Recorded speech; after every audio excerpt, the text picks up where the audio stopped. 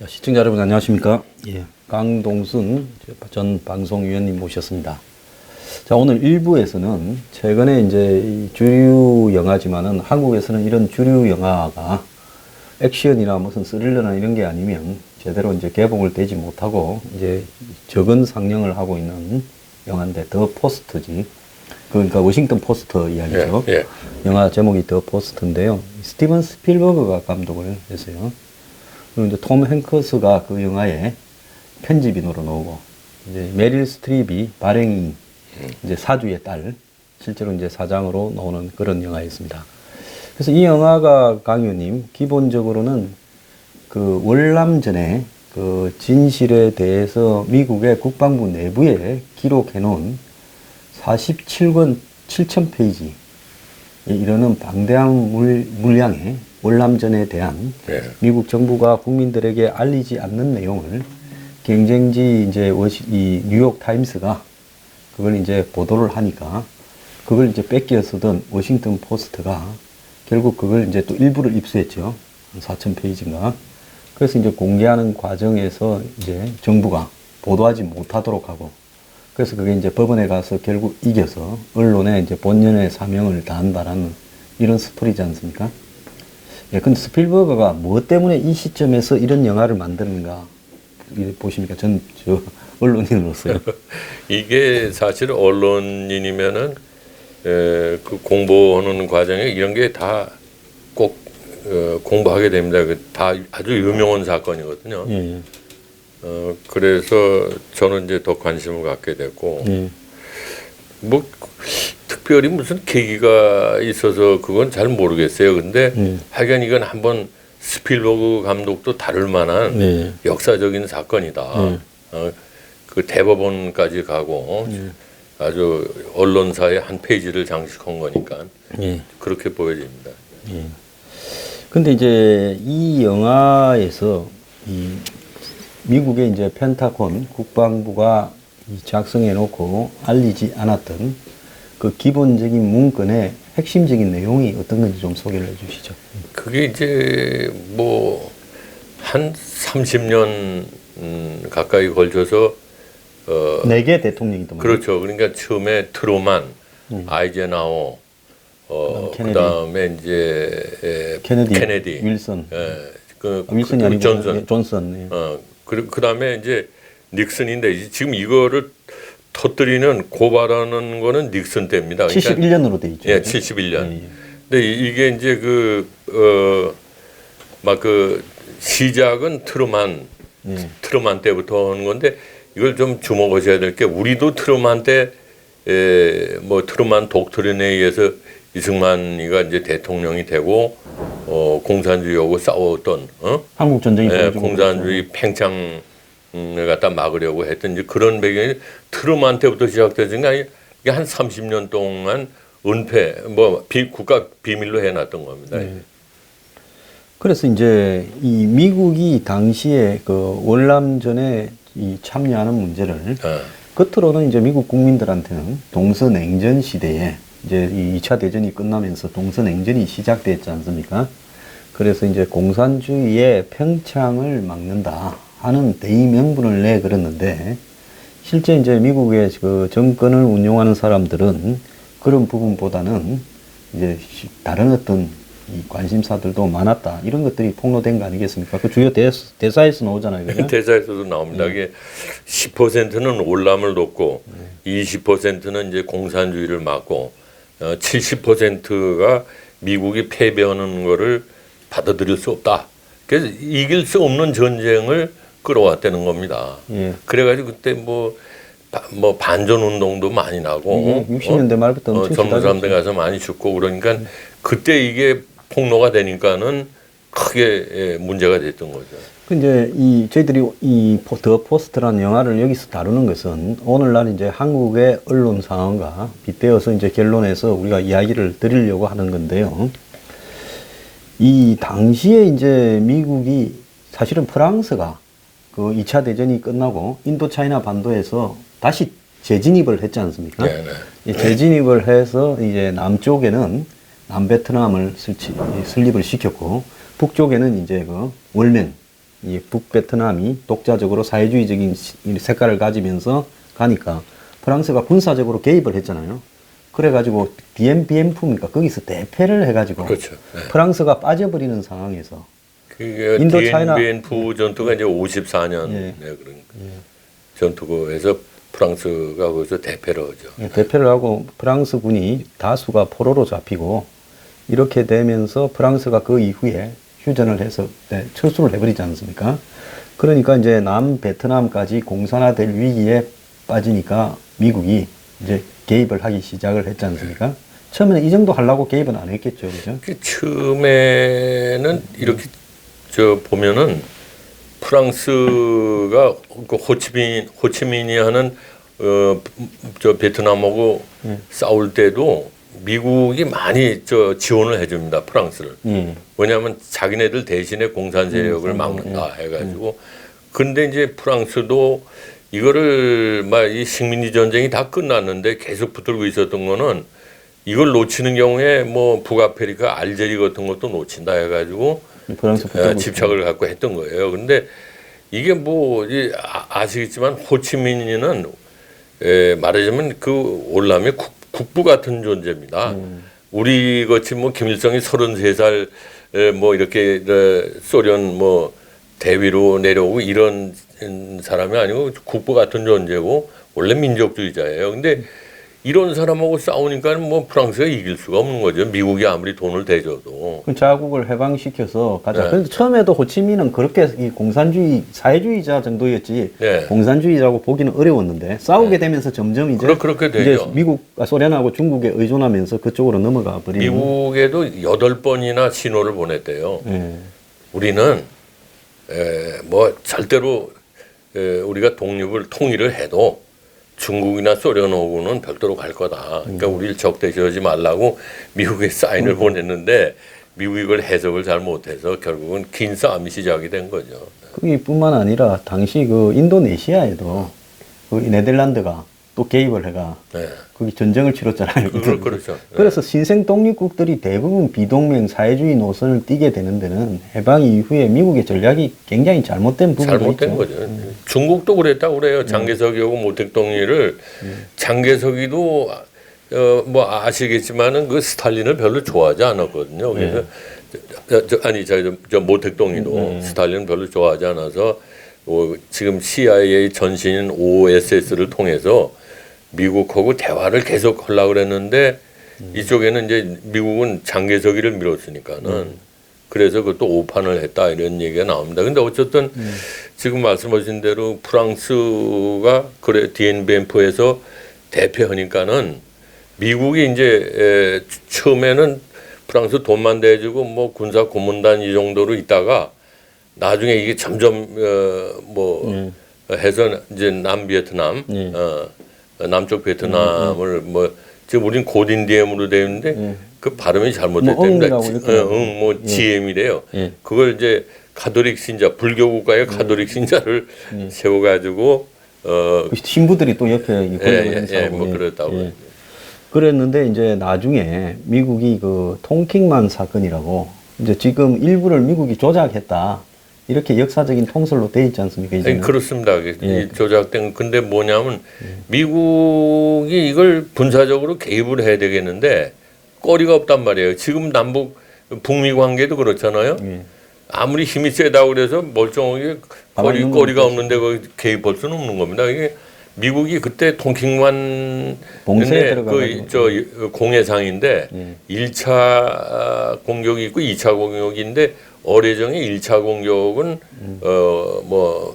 올맹이라고 그랬죠 우리. 근데 북베트남에서 한 게 사실인데 그건 아주 경미한 거고 뭐 다친 사람도 없었답니다. 근데 2차 공격도 당한 걸로 이렇게 이건 일종의 조작이죠. 그래가지고 존슨이 미국 의회에 보고하니까는 미국 의회에서 그러면 가만히 있을 수 없다. 우리가 맞을 수 있냐. 그게 만장일치로 통과돼가지고 비로소 그때 이제 하노이고 뭐고 폭격을 하기 시작한 폭격하고 군사 개입을 예. 본격적으로 한 사실을 예. 은폐한 거죠 이제. 예?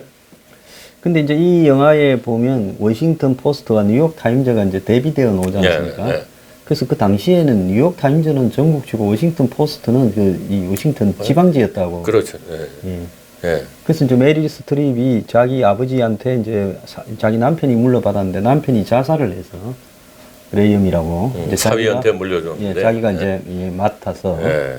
이렇게 하는데 이제 그 언론사의 이 자존심 그러니까 유력지가 보도하는 것을 받아서 쓰는 뉴욕 타임스에 따르면 이렇게 쓰는 자존심에서 고민을 하다가 이제 이 자료를 구하게 되죠 자기들도. 예. 예. 그리고 또 한편 뭐 영화에 나옵니다만 못 보신 분들을 위해서 얘기하면 이 그러니까 이게 캐서린 그 메릴 스트립. 여자 발행인이죠.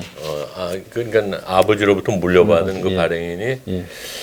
그 뭔가 이게 전국지하고 싸우려면은 예.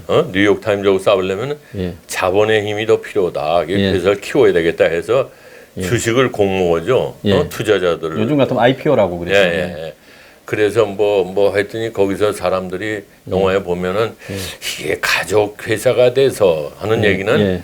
여자가 무슨 언론사에 예. 그걸 뭐 발행인으로 하려고 그러냐 하는 그런 게 미국 사회도 예. 뭐 미국 사회도 여성이 그 당시만 해도 뭐 71년도에는 지위가 특히 떨어졌으니까 언론사가 보수적이니까 예, 예, 거기에서 예. 이 그건 뭐 실제 사주를 언론사가 한다는 아주 뭐 어떻게 보면 깡패 같은 그런 아주 그런 살벌한 분위기니까 그렇고 그 영화에도 나오지만 그 당시에도 여자들이면 남자들이 이렇게 저녁 먹고 정치 얘기 하라고 일부러 자리를 피해주는 예. 그런 문화였답니다. 예, 그래서 이 영화에 사실상 이제 주역이 메릴 스트립 발행인 그레임이라는 사람하고 이제 톰 행크스, 네. 벤이라고 하는 이 사람은 편집인이라고 명배우죠. 하거든요. 예, 편집인. 네. 예. 이게 편집국장이죠 우리로 말하면. 근데 이제 이게 이제 이 워싱턴 포스트도 따로 또 자료를 전부는 아니지만 일부를 입수를 해서 그래서 공개를 하지 않습니까? 네. 그러니까 이제 미국 정부가 곧바로 두 개 언론사를 이제 보도를 못하게 소송을 걸지 않습니까? 근데 그게 이제 뉴욕 타임즈에서 먼저 터뜨렸는데 그거를 펜타곤 그러니까 미국 국방부에서 알고 그 말하면 보도 정지 가처분 신청을 하는 겁니다. 요즘 한국 같은 그게 더- 가처분이죠. 그래가지고 못 내게 돼 있는데 그 후속 기사를 경쟁사인 워싱턴 포스트에서 자료를 입수해가지고 아까 말씀드린 4천 몇백 페이지 되는 걸 입수해가지고 경쟁사에도 불구하고 미국은 이제 그런 좋은 봉투가 있어 이거는 국민의 알 권리 차원에서 내야 된다 해가지고 내기 직전인데 저쪽에서 이제 워닝이 오는 겁니다. 너 그걸 내면은 이게 이제 지금 국가 권력의 문제 아니라 이 재판부를 무시한 결정 무시한 게 돼서 넌 형사처벌 당한단 말이야. 예. 회사도 망하고. 그래가지고 상당히 고민에 빠지는 거죠. 이게 회사를 키우려고 정자를 투자자를 모으는데 이런 그 위기 상황이 되는 겁니다. 그래서 이제 결국은 보도를 해서 이제 대법원 재판까지 가가지고 예, 네. 이기죠, 그죠? 6대 3으로 그러니까 미국의 대법관이 9명인데 거기서 2배 이상으로 네. 이겼는데 사실 그 이전에도 보면 그 뭡니까 그 노르망디 상륙 작전 D-Day 그럴 때도 문제가 좀 있었다고 그러더라고요. 그 언론이 입수해서 그게 판결문에서 나오죠. 그러니까 이게 펜타곤에서는 미국 국방부에서는 국가 기밀인데 군사상의 기밀인데 1급 비밀인데 이걸 국민의 알 권리 차원에서 드리면 국가가 어떻게 전쟁을 하겠냐. 가령 노르만디 그 전쟁을 하겠냐 그랬더니 그 판결문에는 아무리 그래도 국민의 알 권리 차원이라 그래도 노르만디 상륙 작전의 뭐 그 날짜 같은 거를 언론이 그걸 밝히겠느냐. 예. 그거는 사안에 따라 다르다. 국민의 알 권리가 국가 기밀 보도도 더 우선하는 가치다. 이래가지고 6대3이 나왔다는 이게 겁니다. 사안별로 그렇게 네, 사안별로. 예. 그래서 사후적으로 진행되어진 일에 대한 내막을 밝히는 부분이었기 때문에 미국의 대부분이 그걸 보도를 인정한 것 같아요. 그리고 그때 그 반전 운동이 돼가지고 뭐 젊은 사람들이 카나다로 뭐 도망가고 뭐 군대 안 가려고 도망가고 난장판이 미국의 무슨 그러니까, 버클리 예, 같은 캠퍼스에는 그러니까 그런 것도 주 방위군이 투입돼서 학생이 예. 총알 맞아 죽고 뭐 그런 것도 상황이었으니까. 영향을 많이 미쳤을 겁니다. 근데 이 타이밍이 보면 68년에 이제 구정 공세가 있어가지고 예, 이 그렇죠. 구정날 테트 공세라고 이 베트콩을 월명히 시켜가 이 남베트남에 있는 예. 미군들을 습격을 해가 그때 좀 질려가 발을 어떻게 하면 월남에서 뺄까 할 때 이 보도가 그렇죠. 결정적이 된 것 같아요. 예, 예. 그 닉슨이 68년부터 닉슨 독트린이라는 걸 발표해가지고 이제는 서서히 몸을 빼려고 그러는데 이게 딱 터지니까는 아주 잘 됐다 그러고 그때 맥나마라 국방장관 아주 이제 그렇게 된 것 같습니다. 근데 그 맥나마라도 이 영화에 나오지 않습니까? 예, 나와요. 예. 근데 그 사람도 이 미국의 국방장관으로 다큐멘터리가 별도로 맥나마라라고 하는 게 있을 정도로 천재라고 그렇게 예, 알려지고 그랬죠. 굉장히 그 저기 예. 유명한 사람이죠. 근데 여기서도 이제 그 뭐 마지막에 보도를 내느냐 아니면은 굴복하느냐 이게 그 벤이 그 편집장이 예. 결국 야정군 사령관이거든요. 기자들 총 데리고 여기서는 어떻게든지 내야 된다 하는 입장이고 또 이 투자자들 주주들은 와서 이게 내면 우리 회사 망하고 당신은 형사 책임지게 된다. 그래서 이제 갈등을 겪는데 결국 그 캐터린 이 발행인은 우리가 지면은 벤하고 같이 얘기할 때 우리가 지면은 국민이 지는 거다. 그러고 회사를 망하더라도 그 생각해 보세요. 자본주의 사회에서 회사를 다 걸고 국민의 알 권리 편에 결정을 내린다는 거는 굉장히 일이죠. 대단한 일이죠. 이게. 그래서 거기 영화 중에 대사에 기사의 품질이 수익성을 좌우한다고 예, 예. 주주들한테 이야기하는 예. 장면이 있지 않습니까? 예, 예. 그래서 그게 나간다면 이제 재판에서 대법원에서 승소를 한 다음에 이게 전국지 지역지가 전국지가 되는 겁니다. 오늘날 이제 양대 말씀드린 대로 산맥이 돼버린 거죠. 이제 그 몸값이 올라가지고 다른 데서 막 받는 거예요. 예?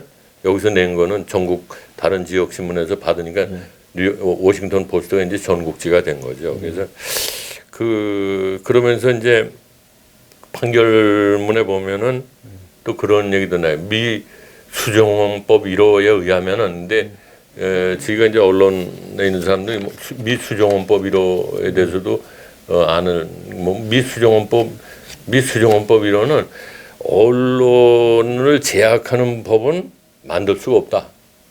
이런 조항입니다. 이게 언론의 자유를 언론의 자유를 그렇게 중시하는 거기 때문에 판결문에서도 이제 그런 얘기를 하게 됩니다. 그리고 이제 영화 끝에 보면은 이제 보셔서 아시겠지만 뭐 모르는 분들은 좀 뭔가 할 텐데 워터게이트 사건 그 취재하는 장면이 나오잖아요. 예, 그게 뭐 도둑이 들었다고. 네, 도둑이. 예. 그게 이제 시간이 짧아서 이제 그것까지만 그걸 보여주고. 상징적으로 보여줬는데 이 워싱턴 포스트가 이제 전국지가 돼가지고 그 도둑이 들었다는 걸 취재하다 보니까 워터게이트라는 걸 취재하다 보니까 그러니까 나중에 닉슨이 도청 대해서 한 게 알고 알게 돼가지고 결국 닉슨의 탄핵까지 이르게 되고 재선을 포기하는 지경에 이르렀다. 그래도 월남전 진실부터 닉슨이 이렇게 퇴진까지 네, 네. 다 이렇게 하게 되는 네. 그런 부분이었죠.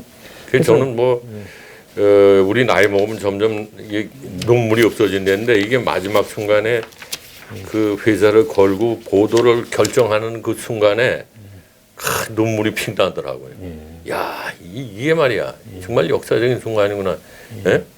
그럼 뭐 윤절기가 막 돌고 말이에요.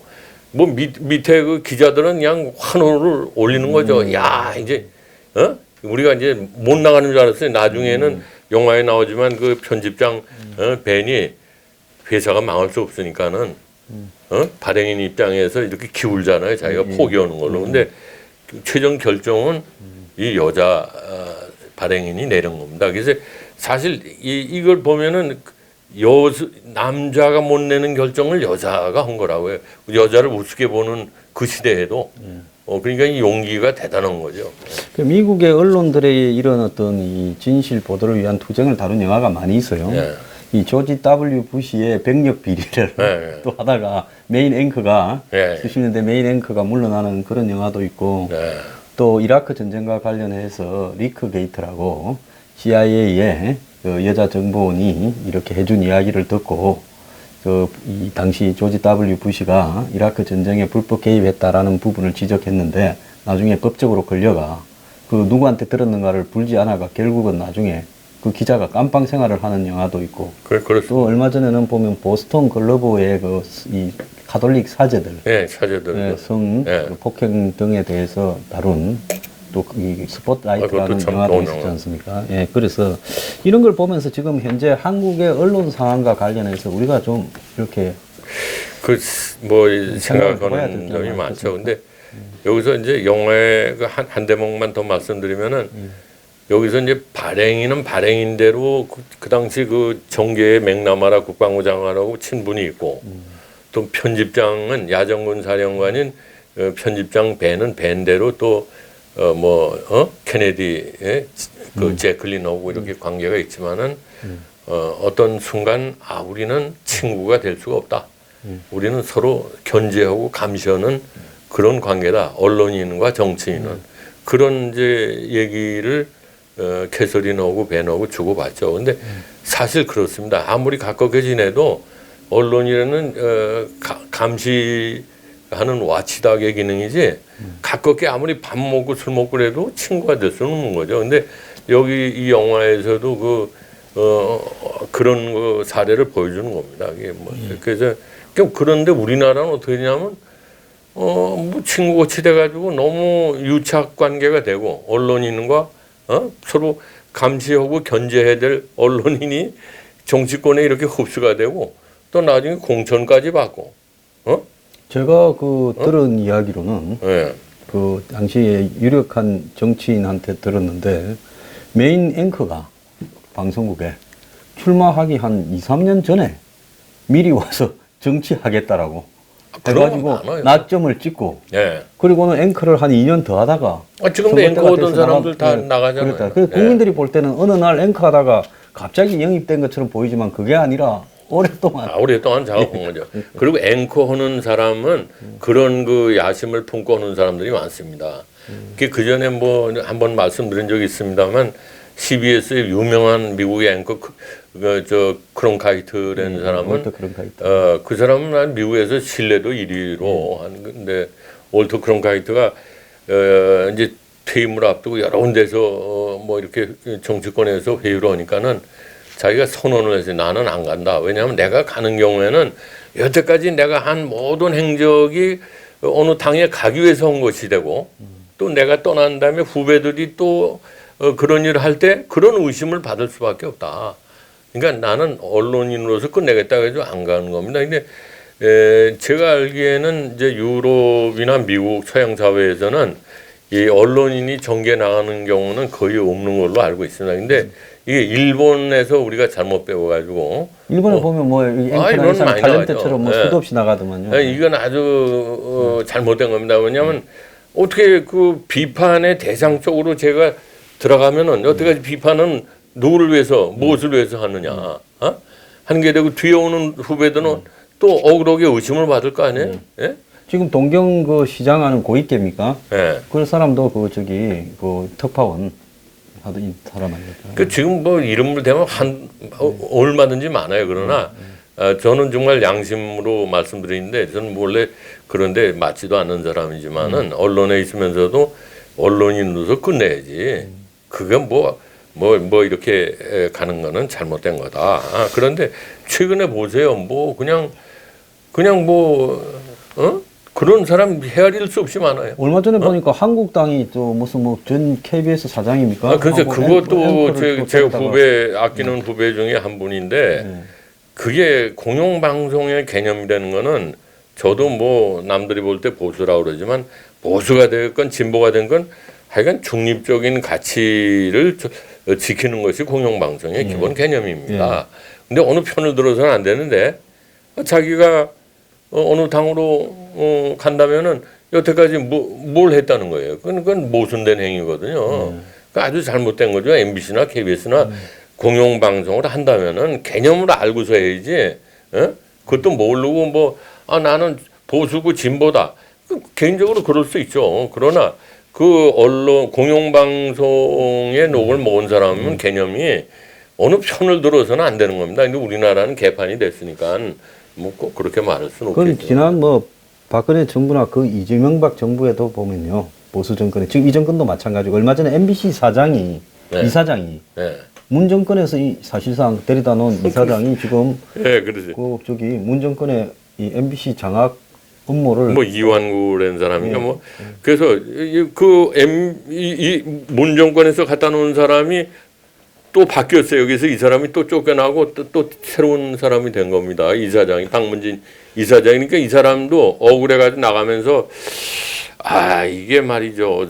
청와대에서 낙정 오는 사람이 되는 이런 제도는 공영방송의 제도로서 잘못된 겁니다 하고 그렇게 점잖게 표현했지만 그 사람도 억울해서 자기가 이사장이 되는 줄 알고 왔거든. 예. 근데 또 바깥이 그러니까 그건 뭐 제가 소장님한테 그 전부터 얘기했잖아요. 이거 제대로 고치지 않으면은 맨날 백마고지 싸움이다. 고지 탈환하고 그렇다고 뭐 전쟁이 끝나는 것도 아니고 서로 가해자고 피해자가 또 바뀌고 그 지랄들 하는 겁니다. 지금. 박근혜 정부나 이명박 정부에서도 할 말이 없는 게요. 할 말이 없어요. 싸움으로 보는데 예, 그러니까 그때도 보면 무슨 특보하던 사람 대선판에 끼어들어서 특보하던 사람 뭐 거기에 똑같아요. 근데 줄 서가지고 있던 사람이 캠프에 있던 사람이 사장으로 오고 뭐 막 그랬어요. 그래서 저는 지나간 얘기지만 박근혜 정부 출범 전에 제가 박근혜 정부한테 페이퍼를 써가지고 논문 제가 어디 방송통신학교에 낸 논문이 있어요.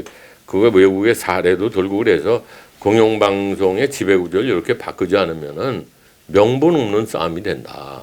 이렇게 바꿔서 그 안에서 우리한테 좀 그 우호적인 사람이 되면 다행이고 또 아니면 할 수 없고 그렇게 가야 된다 그러는데 그건 뭐 전달도 안 된 것 같아요. 근데 하여간에 그 싸움을 하더라도 우리가 국영권 국민들이 볼 때 명분이 있는 싸움을 해야지 우리 편을 갖다 놓기 위한 싸움을 하는 거는 그거는 이제 뭐 부메랑이 돼서 돌아오는 겁니다. 근데 이 이제 더 포스트 같은 경우에는 월남전의 진실에 대한 걸 갖다 보도하는 데 대한 압력을 싸워서 이긴 이런 거라면 예. 지난번에 우리 같은 경우에는 고작 최순실에 대한 보도를 가지고 한두 번 하려 그러다가 그냥 취재 다 해놓고 다른 언론사에 설 넘겨주고 한참 뭉갰다가 나중에 이제 세월 다 바뀐 다음에 우리가 했다 이랬지 않습니까?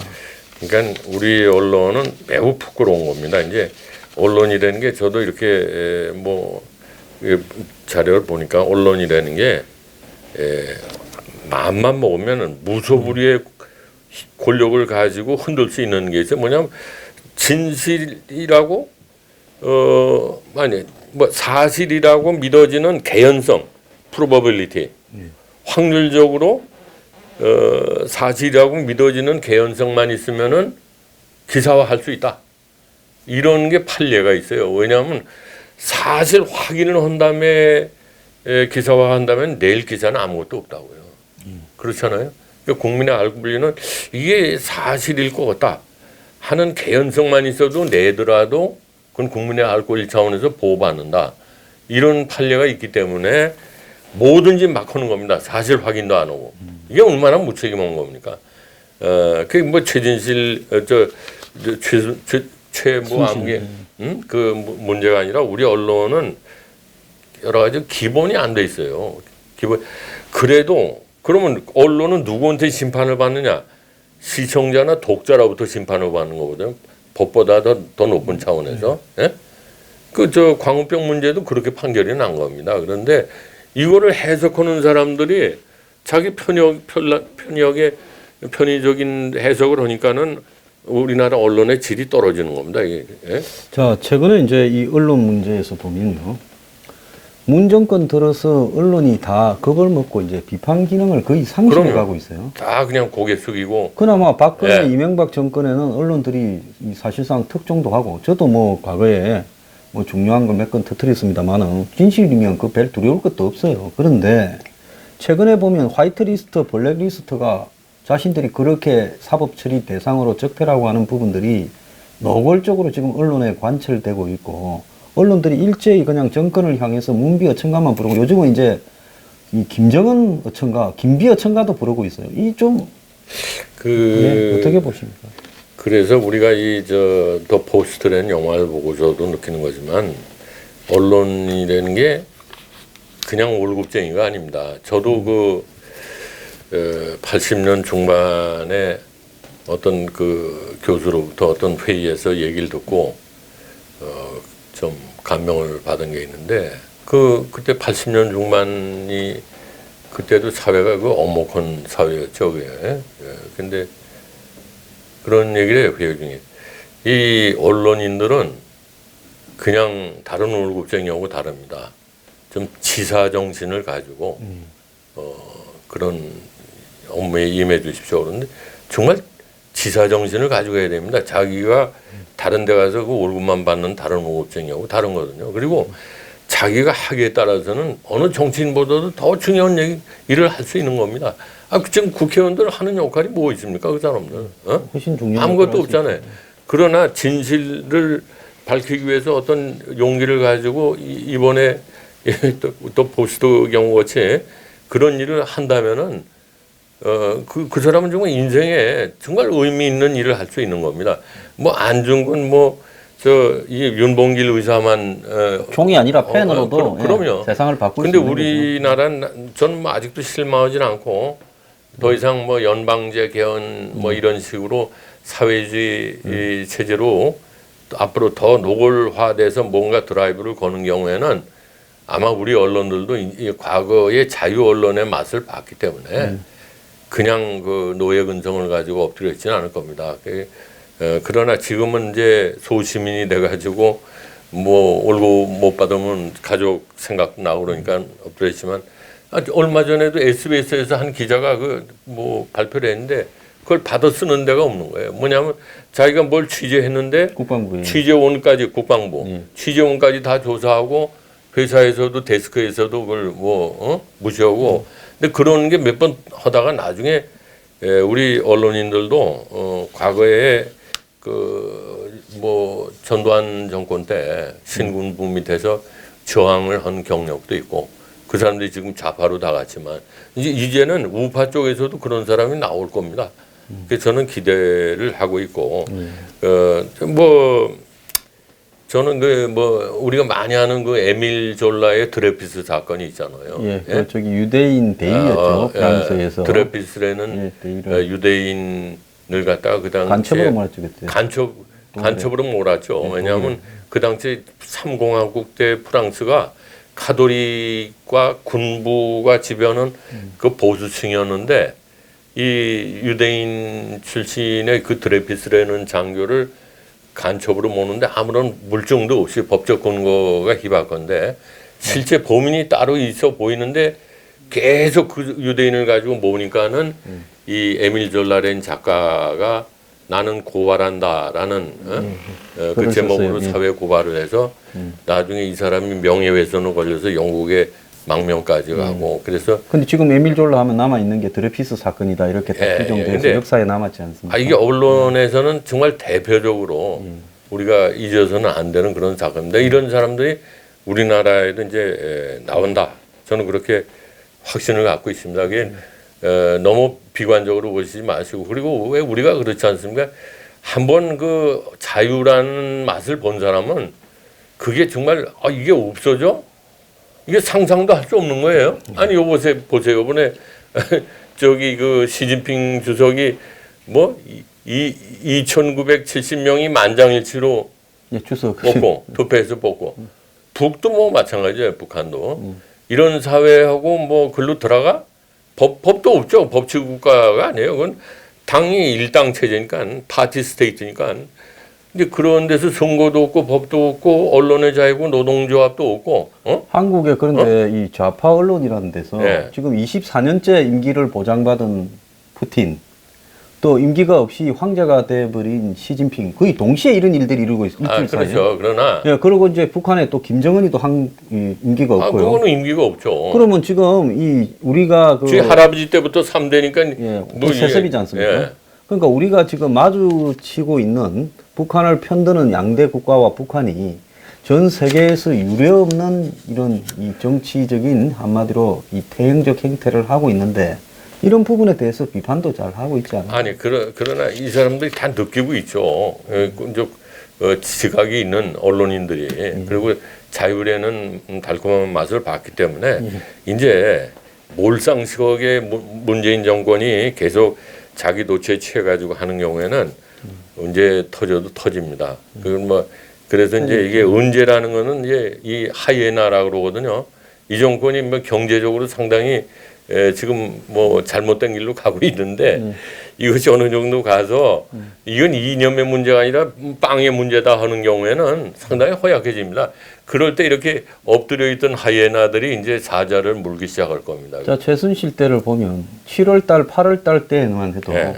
K 당시에 뭡니까? 키소포처, 미르 재단 이런 부분에 대해서 얼핏 알면서도 보도하기를 꺼리고 이러다가 이제 9월 달 넘었으니까 그냥 다 달라들어서 이제 하이에나라고 그러잖아요. 그리고 내 여기서 이 영화에 관련돼서 또 영화라 그럴까 역사를 보는 제 나름대로의 이제 그 뷰 포인트를 말씀드리면 자칫 생각하면은 통킹만 사건을 조작해가면서 약소국을 때린 아무리 공산주의 팽창을 도미노 이론에 의해서 막기 위해서라도 이건 부도덕한 국가가 미국 정부 아니야 이런 보는 시각도 있죠. 근데 그런 측면이 하나 있고 권력이라는 건 어느 나라나 그렇게 그 도덕하고 가치가 쓰는 없는 겁니다. 나중에 들춰보면 다 그런 게 나옵니다.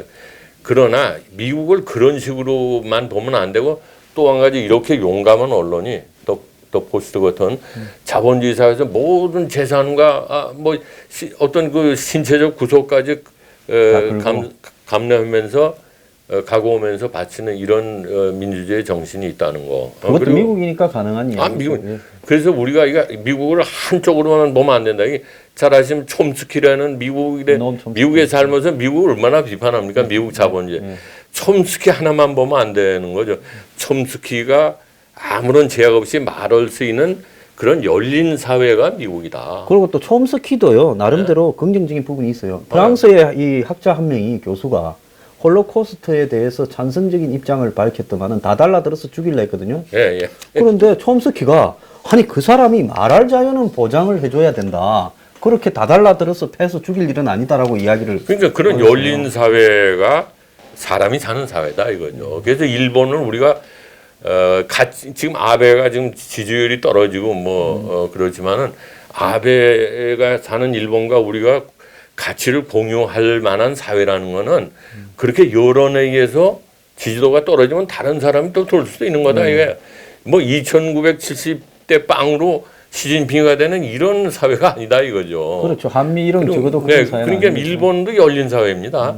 그러니까 일본도 우리 안중근이를 존경하는 그런 사람들 회의가 많습니다. 그럼 모임 자체적인 모임이나 그게 참 클럽이 또 있고 그런가 하면 또 이등 방문을 존경하는 것도 있고 그렇게 열린 사회로 가야지 우리는 인권도 보장되고 좋은 사회가 된다는 거죠. 이 영화를 볼 때 미국 놈들 나쁜 놈이다 이렇게만 보면은 니영일식 사고의 도구마에 빠지기 쉽다 이러는 거예요.